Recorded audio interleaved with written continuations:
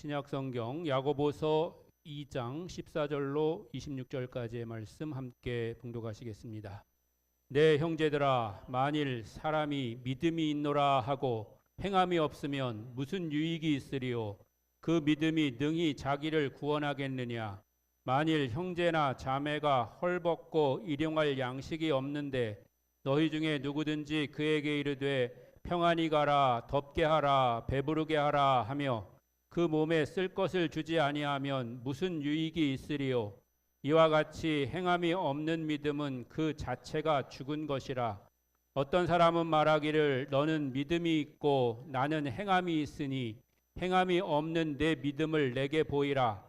나는 행함으로 내 믿음을 내게 보이리라 하리라. 내가 하나님은 한 분이신 줄을 믿느냐? 잘하였도다. 귀신들도 믿고 떠느니라. 아, 허탄한 사람아, 행함이 없는 믿음이 헛것인 줄을 알고자 하느냐? 우리 조상 아브라함이 그 아들 이삭을 제단에 바칠 때에 행함으로 의롭다 하심을 받은 것이 아니냐? 내가 보거니와 믿음이 그의 행함과 함께 일하고 행함으로 믿음이 온전하게 되었느니라. 이에 성경에 이른바 아브라함이 하나님을 믿으니 이것을 의로 여기셨다는 말씀이 이루어졌고 그는 하나님의 벗이라 칭함을 받았나니 이로 보건대 사람이 행함으로 의롭다 하심을 받고 믿음으로만은 아니니라. 또 이와 같이 기생 라합이 사자들을 접대하여 다른 길로 나가게 할 때에 행함으로 의롭다 하심을 받은 것이 아니냐. 영혼 없는 몸이 죽은 것 같이 행함이 없는 믿음은 죽은 것이니라. 아멘. 할렐루야. 여름 행사가 계속되고 있습니다. 그제와 어제는 어린이 여름 성경학교가 아주 잘 마쳐졌습니다. 교사들이 제일 수고했고 또 차량 봉사하시는 분들, 또 식당에서 봉사하시는 여성계 회원들, 그리고 또 이 모양 저 모양으로 또 후원해 주시는 분들이 계셔서 성경학교가 잘 마쳐지게 됐습니다. 모든 것을 잘 마치게 해주신 하나님께 또 수고하신 분들을 격려하는 마음으로 박수 한번 크게 해주시겠습니다. 저는 이 뜨거운 여름에 여름 행사라는 이름으로 행사들을 이제 진행하고 있는 이 시기에 더군다나 우리가 여름 행사를 잘하기 위해서 우리에게 매우 소중한 소그룹 모임인 속회까지도 쉬어가는 이때에 여러분에게 본질적인 질문들을 하나씩 던지고 있습니다. 지지난주에는 첫 번째 시간으로 지금 여러분은 믿고 있습니까? 라고 질문을 시작했다면 지난주에는 약속보다 약속하신 분을 믿고 있습니까? 라고 그렇게 물었다면 오늘은 여러분의 믿음은 살아있습니까? 라고 묻는 것입니다. 앞으로도 2, 3주 더 근본적인 그런 질문들을 여러분에게 드리려고 하는데요. 이 근본적인 질문들이 여러분들의 믿음을 다시 한번 돌아보고 또 회복시키며 또한 든든히 여러분의 믿음을 반석 위에 세우는 그런 시간들이 되시기를 바랍니다. 제가 이런 물음을 여러분들한테 드릴 때에 여러분의 마음 가운데 혹 별 쓸데없는 질문을 다 하십니다. 그런 걱정일랑 너도 이렇게 말씀하신다면 너무나 다행이고 안심되는 그런 말씀입니다. 그러나 우리가 우리 자신을 더 깊이 그리고 정직하게 들여다본다면 누구도 이런 근본적인 질문에 대해서 자신만만하기만 할 수는 없는 겁니다. 죽음을 앞에 둔 예수님께서 제자들이 실족하여 넘어질 것에 대해서 말씀하시자 그 중에 제일 잘났다고 생각했던 베드로는 강하게 부인하면서 대답합니다. 모두가 다 주를 버릴지라도 나는 결코 주를 버리지 않겠나이다. 다른 번역으로 하면 모두가 주를 인하여 실족할지라도 나는 결코 실족하지 아니할 것입니다. 우리 얘기로 하면 다른 사람 다 시험 들어도 나는 시험 안 들어요. 이렇게 말하는 것과 같습니다. 더 나아가서 베드로는 목숨까지 겁니다. 내가 주와 함께 죽을지언정 절대 주를 부인하지 않겠나이다. 그랬던 베드로는 며칠이 지나지 않아 어린 소녀의 말 한마디에 넘어집니다. 당신 예수 함께 있는 거 본 것 같은데? 라고 묻자 나는 그런 사람 알지도 못하노라 라고 예수님을 부인하죠. 이것이 우리의 모습입니다. 마지막 만찬자리에서는 주님 나는 아니지요 나는 아니지요 라고 말했던 가롯 사람 유다는 예수를 잡으려는 사람들 앞에서 예수께 나아가서 랍비여 안녕하시옵나이까 라는 인사와 함께 예수께 입맞추는 것을 신호로 예수님을 팔아버리고 말았습니다. 그렇다면 오늘날에는 다들 많이 배우고 똑똑하니까 이런 사람이 없을까요? 그랬으면 좋겠지만 오늘날도 여러 가지 말도 안 되는 이유로 예수를 부인하거나 팔아버리는 사람들이 많다는 것입니다. 예수보다 자신의 자리를 소중히 여기고 예수보다 자신의 권한을 지키려고 합니다. 그러다 보니 어느덧 내가 믿음의 주인이 되어버리고 말았습니다. 그래서 나를 인정해 주지 않으면 교우들을 무시하고 목회자를 공격하고 교회를 어지럽히거나 떠나갑니다. 그러나 단언컨대 그 어느 교회나 믿음의 공동체이든지 사람이 중심에 놓이고 사람을 높이는 것, 즉 나를 최고로 높여주고 내 비율을 맞춰주는 곳은 하나님의 온전한 교회가 아닙니다. 교회의 주인은 예수 그리스도이십니다. 교회는 주님을 높여야 합니다. 말씀이 육신이 되어 이 땅에 오신 그리스도의 말씀이 기준이 되고 표준이 되어야 합니다. 그런 교회가 살아있는 교회입니다. 그렇게 믿고 순종하는 성도가 살아있는 성도인 줄로 믿습니다. 우리는 오랫동안 교회에 다녔을 수 있습니다. 그래서 예배의 순서에 익숙히 우리가 젖어들고 성경의 내용도 매우 자세히 알고 있기도 합니다. 찬송을 부르거나 기도를 할 수 있는 일에 능숙하고 다른 사람에게 자신이 그리스도인이라고 그렇게 분명히 말할 수도 있습니다. 그런 사람들에게 야고보는 묻고 있습니다. 당신이 믿는다고 말하는 그 믿음이 당신의 삶에서 어떻게 나타나고 있습니까? 이 질문은 우리에게 굉장히 부담스럽습니다. 우리는 믿음으로 구원받는다고 배웠기 때문입니다. 그런데 야고보는 행함이 없는 믿음은 죽은 것이라고 말합니다. 그래서 어떤 사람은 바울과 야고보가 서로 다른 주장을 하고 있다고 생각합니다. 바울은 사람이 행위가 아니라 믿음으로 의롭다 하심을 얻는다고 말합니다. 그런데 야고보는 행함으로 의롭다 하심을 받고 믿음으로만은 아니라 이렇게 말합니다. 그러나 두 사도는 서로 반대되는 복음을 전하는 것이 아닙니다. 그들은 서로 다른 문제를 다루고 있는 겁니다. 바울은 죄인이 어떻게 하나님 앞에서 의롭다 하심을 받을 수 있는가? 라고 하는 질문에 대한 대답을 하고 있는 겁니다. 그래서 그 답은 오직 하나님의 은혜로 예수 그리스도를 믿음으로 라고 그렇게 대답합니다. 그래서 우리는 믿음으로 구원받는다. 그렇게 배우고 알고 있는 거죠. 인간의 선행과 공로는 우리를 구원할 수가 없습니다. 분명한 사실입니다. 그런데 야고보는 사람이 가졌다고 주장하는 그 믿음이 참된 믿음인지를 어떻게 알 수 있는가? 라는 그런 질문에 대한 대답을 하고 있는 겁니다. 그 참된 믿음은 반드시 삶의 열매로 맺혀져야 된다는 겁니다. 우리는 행위로 구원받지 않는 것이 분명합니다. 그러나 우리를 구원하는 그 참된 믿음은 결코 우리의 마음속에만 머물러 있지 않습니다. 변화를 일으키고 그 변화를 통해서 말씀 앞에 순종하게 되고 그 순종을 통한 하나님의 열매를 맺게 되는 것입니다. 그래서 오늘은 본문 말씀을 통해서 살아있는 믿음의 특징들을 살펴보려고 하는 것입니다. 야고보서 2장 14절은 우리에게 이렇게 질문합니다. 어떤 사람이 믿음이 있다고 말하면서 행함이 없다면 그 믿음이 그를 구원할 수 있겠느냐는 것입니다. 여기서 주목해야 될 표현은 믿음이 있다고 말한다는 것입니다. 그 사람이 실제로 참된 믿음을 가졌다고 증명된 사람이 아니라 자신이 믿음을 가졌다고 주장하는 사람입니다.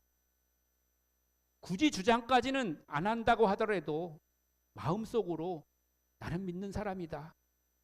나 같은 사람이 교인이 아니면 누가 교인이란 말인가?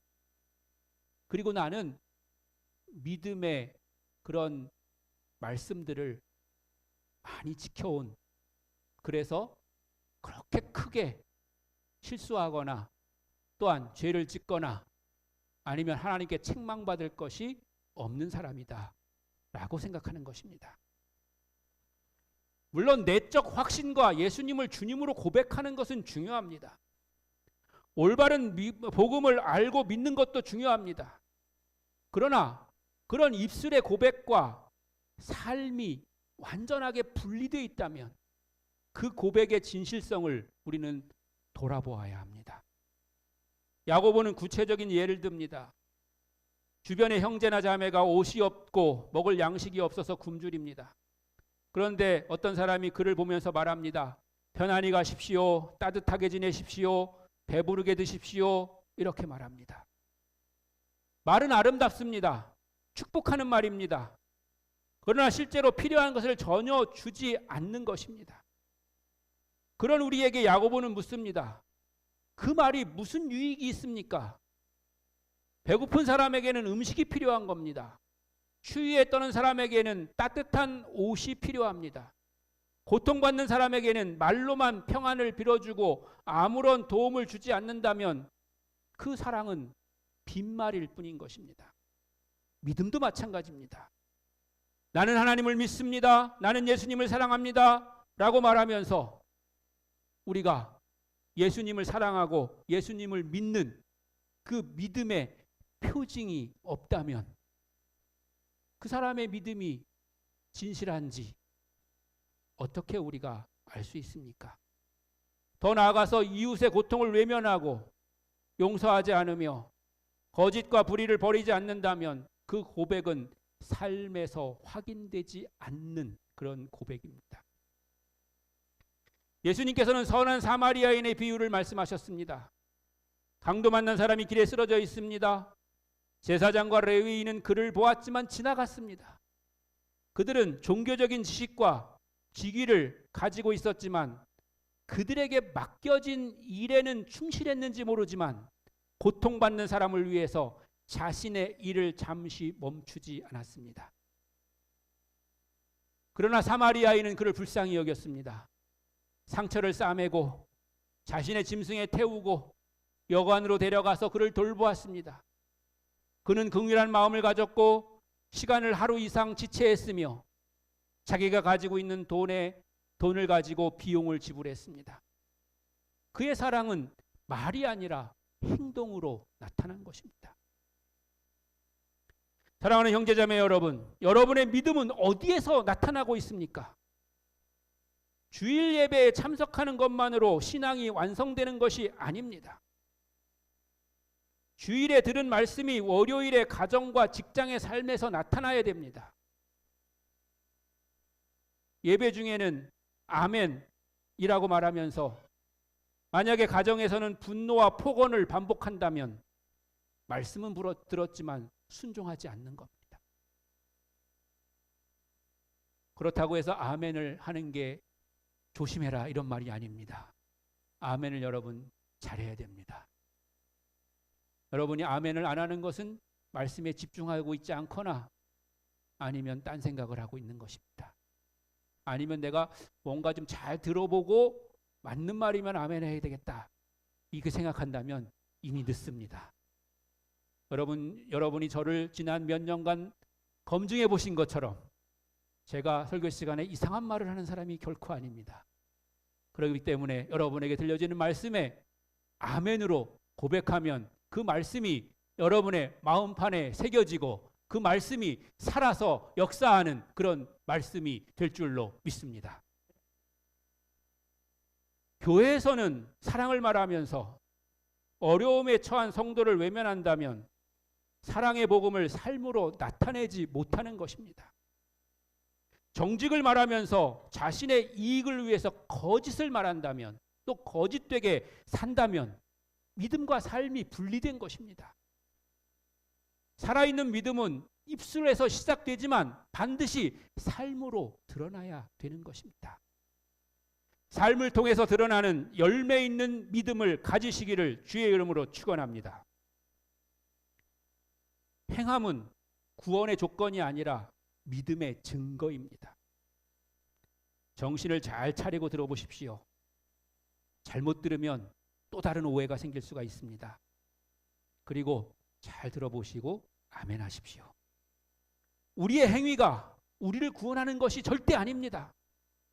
아무리 많은 선행을 해도 그것으로 우리의 죄의 문제를 해결할 수가 없습니다.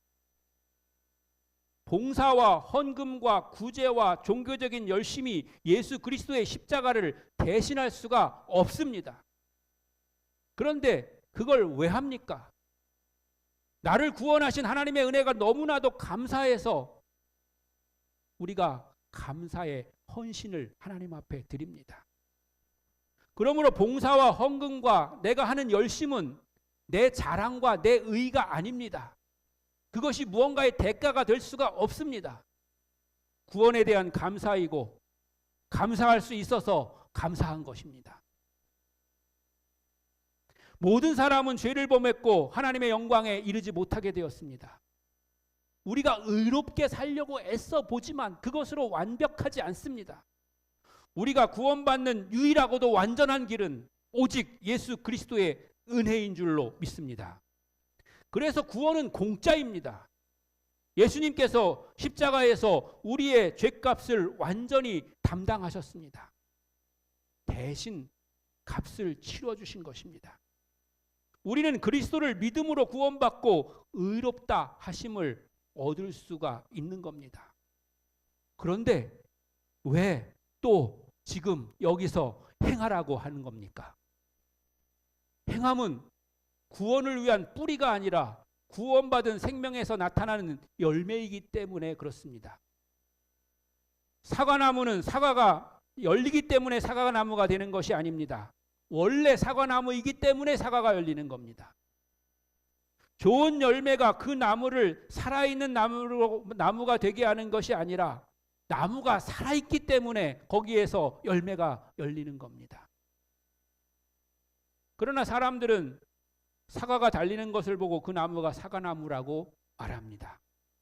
그러나 원래는 그 나무가 원래 사과나무였습니다. 마찬가지로 선한 행위가 우리를 구원하는 것은 아닙니다. 그러나 참으로 구원받은 사람의 삶에는 성령께서 맺게 하시는 열매가 나타나도록 되어 있습니다. 물론 그리스도인이 된 순간 완전한 사람이 되는 것은 아닙니다. 여전히 실수하고 여전히 넘어집니다. 때로는 순종보다는 불순종을 선택하기도 합니다. 그러나 참된 믿음을 가진 사람은 죄와 싸우기 시작합니다. 죄를 평안하게 즐기며 살 수가 없게 됩니다. 넘어지면 회개하게 되고 다시 주님께로 돌아오게 되는 겁니다. 말씀을 따라 살고자 하는 새로운 소원과 방향이 생기게 되는 겁니다.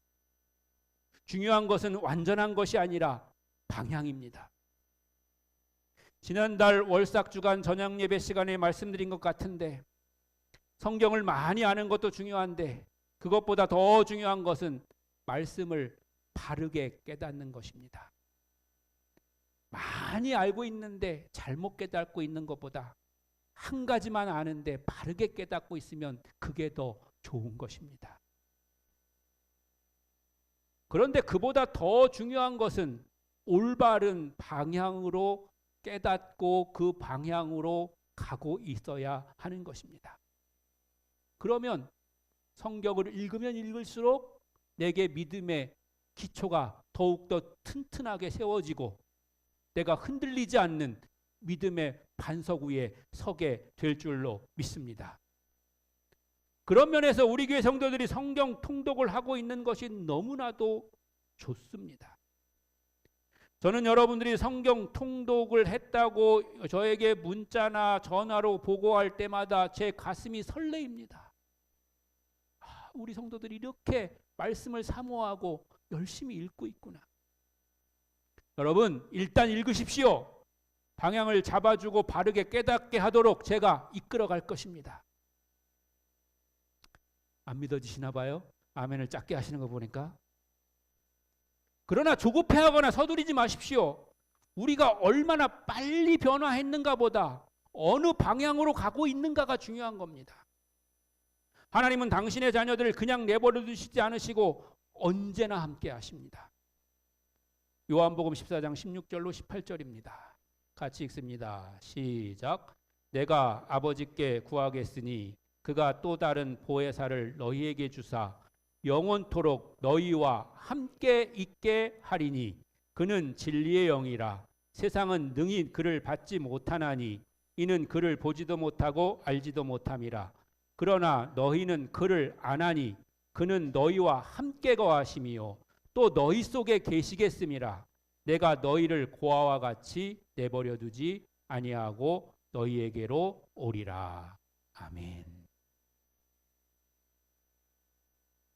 우리와 언제나 함께 하시는 주님과 함께 말씀 붙잡고 믿음의 증거를 열매로 맺어가는 주의 자녀, 복된 성도가 되시기를 바랍니다. 살아있는 믿음은 대가를 치르는 순종으로 나타납니다. 야고보는 살아있는 믿음의 예로 아브라함과 라합을 소개합니다. 아브라함과 라합은 매우 다른 사람입니다. 아브라함은 이스라엘 민족의 조상이고 존경받는 인물이었습니다. 라합은 이방 여인이었으며 여리고성의 기생이었습니다. 그러나 그 두 사람에게는 공통점이 있습니다. 그들의 믿음이 실제적인 순종으로 나타났다는 겁니다. 여기서 제가 말씀드리려고 하는 것 중에 하나는 우리의 처지와 형편과 상황이 우리의 믿음을 좌우하지 않는다는 것입니다. 아브라함은 하나님께서 이삭을 바치라고 말씀하셨을 때 순종했습니다. 그건 엄청난 일입니다. 어떻게 자식을 바치느냐 이런 문제가 아닙니다. 이삭은 하나님의 약속이 이루어져야 할 그런 아들이었습니다. 겨우 100세에 얻은 그 아들을 하나님 앞에 바쳐버리면 하나님의 약속을 이룰 수가 없는 문제인 겁니다. 그러니까 하나님의 명령은 하나님의 약속과 반대되는 것이었습니다. 우리는 그렇게 판단합니다. 그래서 내 스스로 그걸 결정하죠. 하나님 이건 아니죠. 그렇게 하면 하나님 실수하는 거죠. 그래서 내 마음대로 결정하고 내 마음대로 처리하죠. 그게 내가 주인이 되는 그런 삶입니다. 왜 하나님의 말씀을, 하나님의 약속을 내 마음대로 판단하고 내 마음대로 결정합니까? 하나님의 말씀은 하나님의 말씀으로 있는 그대로 이루어지게 될 줄로 믿습니다. 그러나 아브라함은 하나님을 신뢰했습니다. 히브리서는 그가 하나님께서 죽은 자 가운데서도 이삭을 다시 살리실 수 있다고 생각했다고 설명합니다. 아브라함의 순종은 그가 믿음 안에서 진실함을 보여주는 것입니다. 라합도 마찬가지입니다. 라합은 이스라엘의 하나님이 참 하나님이심을 믿었습니다. 그러나 그녀의 믿음은 머릿속으로 그럴 거라고 생각만 한 게 아닙니다. 자신의 생명의 위험을 감수하면서 이스라엘의 정탐꾼들을 숨겨주었습니다. 만일에 그 일이 발각되었다면 라합은 목숨을 잃을 수밖에 없었습니다. 그러나 그녀는 자신의 안전보다 하나님을 선택했습니다. 이와 같이 참된 믿음은 때로 대가를 요구합니다. 정직하게 살면 손해볼 수 있습니다. 내가 먼저 용서하면 자존심이 상하는 것처럼 느껴질 수도 있습니다. 어려운 사람을 섬기려면 시간과 물질을 사용해야 합니다. 하나님의 말씀을 따라서 잘못된 관계를 정리하려면 아픔이 따를 수가 있습니다. 세상의 가치와 다른 선택을 하면 사람들에게 오해를 받을 수도 있습니다. 그러나 대가가 없는 순종은 없습니다. 예수님을 믿는다는 것은 예수님을 단지 나의 문제를 해결해 주는 분으로 받아들이는 것이 아닙니다. 예수님을 나의 구주이자 주님으로 받아들이는 것입니다. 구주라는 말은 예수님께서 나를 죄에서 구원하신다는 뜻입니다. 주님이라는 말은 예수님께서 내 삶의 주권자가 된다는 뜻입니다. 그 주권자의 자리에서 내가 내려와야지 진정한 그리스도가 주인이 되는 것입니다. 두 주인은 있을 수가 없습니다. 그러나 우리는 예수님께 이런 마음을 갖습니다. 주님, 먼저 제 죄를 용서해 주십시오. 그러나 제 시간과 돈과 인간관계와 계획에는 간섭하지 마십시오. 그러나 예수님은 우리 삶의 일부분만의 주인이 아니십니다. 우리 삶의 전부를 다스리는 분이 주님이십니다. 그렇다면 순종이 언제나 거대한 희생만을 요구하는 것은 아닙니다. 매일의 작은 순종이 중요합니다. 가장 먼저 가정에서부터 우리는 순종을 실천해야 합니다. 정직하고 거짓말을 하지 않는 것으로 순종해야 합니다. 약속을 지키는 것으로 순종해야 합니다. 도움이 필요한 사람에게 손을 내미는 것으로 순종해야 합니다. 바쁜 중에도 기도의 자리를 지키는 것이 순종입니다. 유혹을 받았을 때 말씀을 선택하는 것이 살아있는 믿음의 모습입니다. 그런 작은 순종이 쌓여서 믿음의 삶을 이루게 될 줄로 믿습니다. 오늘 우리는 우리의 삶에서 우리 자신을 정직하게 돌아보면서 우리의 삶을 점검해야 합니다. 나는 예수님에 관한 지식만 갖고 있는가? 아니면 예수님께 삶을 맡기고 있는가? 나의 신앙 고백은 예배 순서 때만 하고 있는가? 아니면 그 외의 삶 속에서도 나타나고 있는가? 가장 가까운 가족들은 내가 믿는 믿음으로 인해서 사랑과 인내와 온유를 경험하고 있는가? 나는 교회 안에서만 그리스도인인가? 아니면 직장과 사업장과 학교에서도 그리스도인으로 살아가고 있는가? 도움이 필요한 사람을 보면서 좋은 말만 하고 지나가고 있지는 않은가? 하나님께서 순종하라고 말씀하시는 것을 알면서도 계속 미루고 있는 것은 무엇인가? 정리해야 될 죄의 습관은 무엇인가? 돌보아야 될 이웃은 누구인가? 순종해야 될 사명은 무엇인가? 이런 질문들 앞에서 우리는 다른 사람을 생각해서는 안 됩니다. 저 사람이 그런 거 안 하는 거 보니까 참 저 사람 안 되겠네. 저 사람의 믿음의 문제가 아닙니다. 내 문제입니다.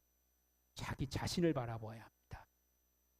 야고보의 말씀은 다른 사람의 구원을 판단하는 무기가 아니라 우리 자신의 믿음을 깨우는 거울입니다. 오늘 말씀을 들으면서 어떤 분은 두려워할 수도 있습니다.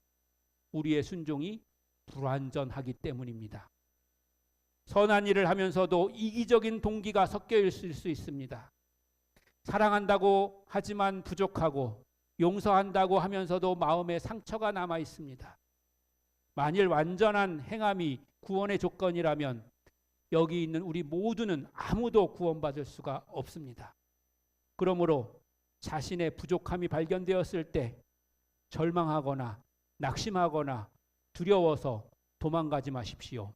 십자가 앞으로 나가십시오.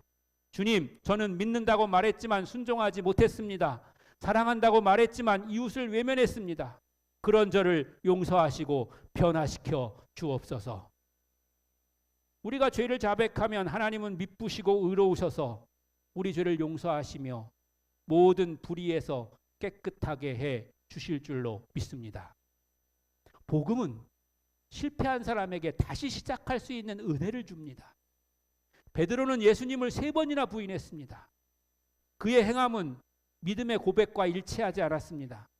그러나 부활하신 예수님은 베드로를 찾아오셨습니다. 예수님은 베드로에게 3번 내가 나를 사랑하느냐라고 물으셨고 그에게 다시 사명을 맡기셨습니다.